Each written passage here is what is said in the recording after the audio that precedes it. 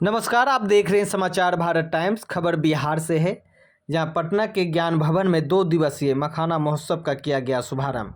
वहीं शुभारंभ में कृषि विभाग के सचिव संजय अग्रवाल, कृषि विभाग के निदेशक आलोक रंजन, कृषि विभाग के उद्यान के निदेशक अभिषेक कुमार, वहीं मुख्यमंत्री कृषि सलाहकार डॉक्टर मंगला के द्वारा दीप प्रज्वलित करके इस प्रोग्राम का शुभारंभ किया गया।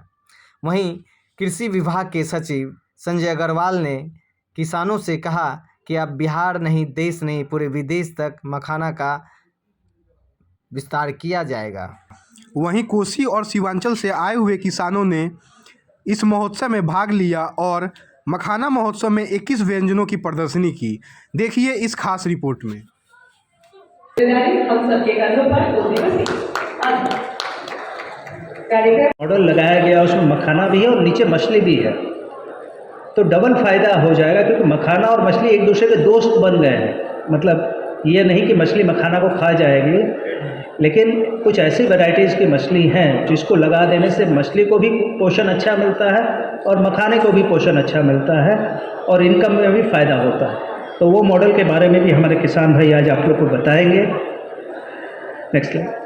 तो ये सब बातें हैं और हम लोग चाहते हैं कि जो प्रोसेसिंग में लोग जुड़े हुए हैं, आज काफ़ी प्रोसेसिंग से भी जुड़े हुए लोग हैं, उन लोगों को भी अपने अनुभव साझा करने का मौका मिलेगा। किस प्रकार किस जगह उनको दिक्कत आ रही है और क्या करने से और बेहतर हो सकता है। और कई सफलता की कहानियाँ भी हैं हमारे प्रोसेसिंग इंडस्ट्रीज़ में। आज कई लोगों ने कई प्रकार के मखाना प्रोडक्ट लेकर के आए हैं, चाहे वो नमकीन मखाना हो, चाहे कुरकुरे टाइप के मखाने हो, चाहे मखाने की खीर हो, चाहे मखाने का पाउडर हो, चाहे मखाने का हेल्थ ड्रिंक हो। तो अब वैल्यू एडिशन प्रोडक्ट में भी मखाना के काफ़ी प्रोडक्ट आए हैं। तो ये लगातार लोग प्रोत्साहित कर रहे हैं और हम लोग सब लोग मिल करके कोशिश कर रहे हैं कि मखाना को एक समेकित स्थान मिले और उस समय आपकी मदद की आवश्यकता होगी। तो आज हम लोग का 2 दिन का महोत्सव इसीलिए आयोजित किया गया कि विभिन्न स्टेक होल्डर मिल करके अपनी बातें रखें, अच्छी चीज़ें भी रखें, जो सफलता की बातें की है वो भी रखें, और कुछ चुनौतियाँ आ रही है उसको भी हम लोग रखें, ताकि हम लोग मिल बैठ करके इसको हल करेंगे। क्योंकि बिहार ने एक बहुत बड़ा रास्ता दिखाया है और उद्यान निदेशालय लगातार ये कोशिश कर रहा है कि हम लोग मखाना के क्षेत्र को विस्तार करें, मखाना के उत्पादन को बढ़ाएं, और इसी को ध्यान में रख करके ये मखाना महोत्सव आयोजित किया जा रहा है, ताकि लोग मखाने के बारे में जानें और इसका प्रचार प्रसार हो। तो मैं आज के इस कार्यक्रम के आयोजन के लिए उद्यान निदेशालय के तमाम पदाधिकारियों को, इससे जुड़े हुए तमाम अन्य कर्मियों को धन्यवाद देता हूं। साथ ही डॉक्टर मंगला राय जी को भी विशेष धन्यवाद देता हूं, जिन्होंने बहुत ही शॉर्ट नोटिस पर इस कार्यक्रम में आने की सहमति दी, और उनका मार्गदर्शन बिहार के कृषि रोड मैप में तो मिल ही रहा है और उसी का एक हिस्सा मखाना भी है। तो आज मखाना के विकास के लिए भी वो अपना दिशा निर्देश देंगे और हम सबको लाभान्वित करेंगे। मैं यहाँ आए हुए तमाम प्रतिभागियों को और तमाम आगंतुक अतिथियों को भी विशेष धन्यवाद देता हूँ। बांग्लादेश से जो हमारे काउंसिल जनरल आए हुए हैं उनको भी धन्यवाद देता हूँ, वो आए हैं, हम लोग के लिए बहुत बड़ी बात है। और बिहार और बांग्लादेश आपस में मिल करके कैसे हम लोग बांग्लादेश इसमें एक्सपोर्ट के लिए काम करेंगे, हम लोग उसके बैठ करके बातचीत करेंगे। सेकेंड हाफ में ट्रेडर्स मीट भी है, तो लोग बिजनेस की भी बात करेंगे, ताकि हमारा प्रोडक्शन भी बढ़े और मार्केटिंग भी बढ़े और किसानों को इसका वाजिब मूल्य भी मिले।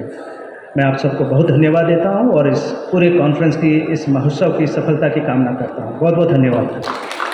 कुछ ही जिलों में होता, आप देख सकते हैं कि जो नॉर्थ ईस्टर्न बिहार है, जो दरभंगा, मधुबनी, सीतामढ़ी से शुरू होकर के किशनगंज तक जाता है, उस इलाके में किसान खेती होती है। तो आप देख सकते हैं कि किस प्रकार अभी हमारा उत्तर बिहार के कई जिलों में इसका प्रोडक्शन होना बाकी है, और वहीं पर उम्मीद की किरणें हैं कि यदि हमें प्रोडक्शन बढ़ाना है तो हमें नए जिलों में प्रवेश करना पड़ेगा, जहां पानी की कमी नहीं है, क्योंकि ये पानी में होने वाला फल है। Next slide. पिछले 10 वर्षों में राज्य सरकार के द्वारा जो प्रयास किए गए और किसानों के द्वारा जो मेहनत की गई है, उसका नतीजा देखने को मिला कि लगातार प्रोडक्शन बढ़ा है। जो मखाने का उत्पादन है वो 2 गुना से 2.5 गुना तक पहुंच गया है और ये लगातार बढ़ रहा है।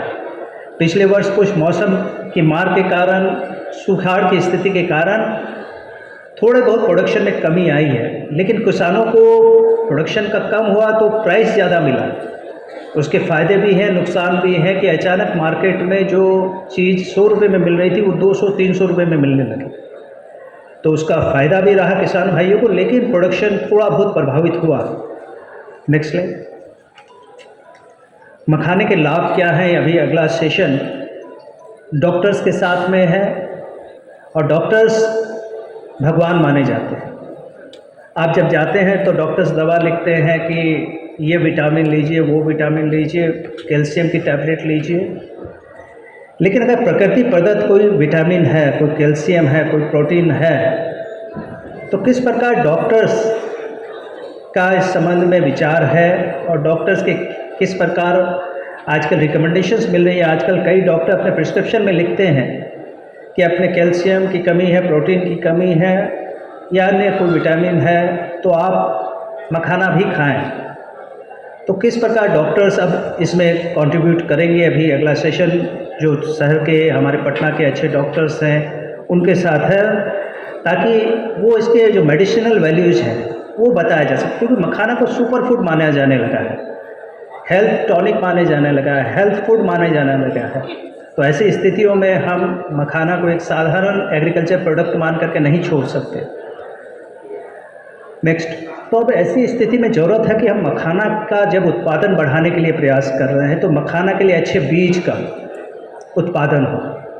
तो बिहार में एनआरसी दरभंगा के द्वारा और भोला पासवान शास्त्री कॉलेज, हमारा एग्रीकल्चर कॉलेज पूर्णिया में है, उनके द्वारा लगातार रिसर्च किया जा रहा है। अभी माननीय कृषि सलाहकार महोदय भी हैं, वो भी अपने अनुभव साझा करेंगे कि किस प्रकार दरभंगा में इन्होंने कुछ तकनीक बताई और उससे किस प्रकार प्रोडक्शन में इजाफा हुआ। तो हम लोग उन्हीं के मुंह से वो सुनना चाहेंगे। लेकिन भोला पासवान शास्त्री कॉलेज एक उभरता हुआ कॉलेज है जो मखाना में काफ़ी रिसर्च कर रहा है, और हम लोगों ने वहाँ पर सेंटर ऑफ एक्सीलेंस बनाने के लिए फंड भी सैंक्शन किया, और वहाँ के वैज्ञानिक मौजूद हैं आज। हाँ, डॉक्टर अनिल यहाँ मौजूद हैं, और ये इतने डेडिकेटेड हैं कि मैं चाहूँगा कि हम लोग तालियां बजा करके इनका स्वागत जरूर करें। डेडिकेटेड हो जाता है, प्रतिबद्ध हो जाता है तो कोई भी मंजिल प्राप्त की जा सकती है। तो ये केवल ना केवल बीज की अच्छी टेक्नोलॉजी पर काम कर रहे हैं, बल्कि हार्वेस्टिंग में, प्रोसेसिंग में कैसे अच्छी तकनीक का उपयोग हो, ट्रेनिंग कैसे प्राप्त की जा सके, ये सब पर काम कर रहे हैं, और उनकी पूरी टीम भोला पासवान शास्त्री कॉलेज में काम कर रही है। Next slide. और देखिए, इसकी पहचान छुपी हुई थी।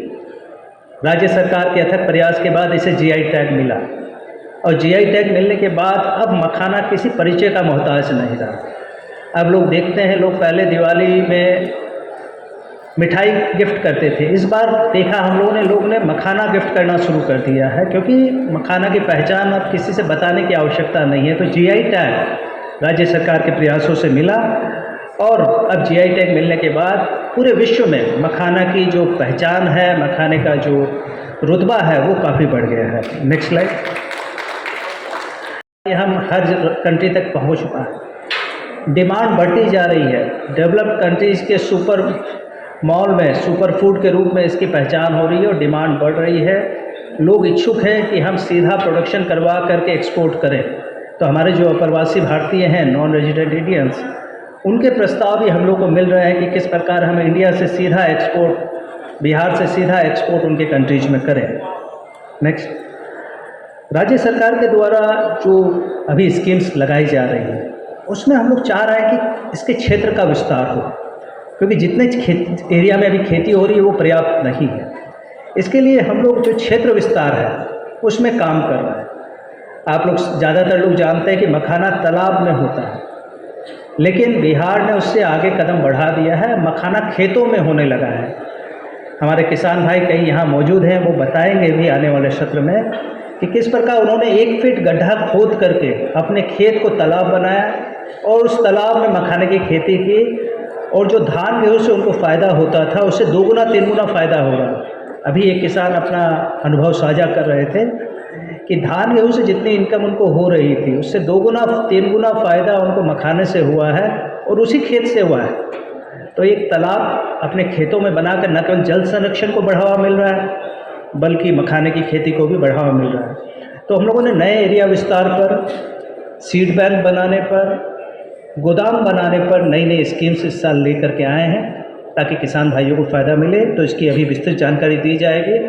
और किसानों को खेती करने के लिए बीज भी हम लोग सब्सिडाइज रेट पर देने की बात कर रहे हैं। तो इसके लिए बीज जो एग्जिस्टिंग किसान हैं उनको बीज अनुदानित दरों पर दिया जाएगा और जो किसान नए जुड़ेंगे उनको एरिया विस्तार पर फ़ायदा दिया जाएगा। Next.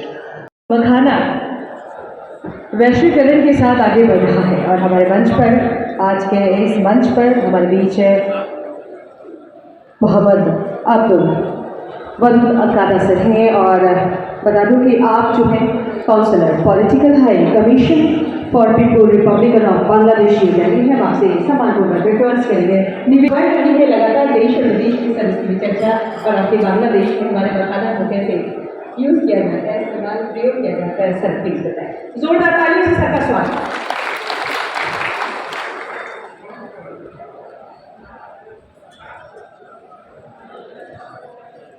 Thank you very much. Esteemed Chair, Mr. Sanjay Kumar Agarwal, distinguished Chief Guest, Dr.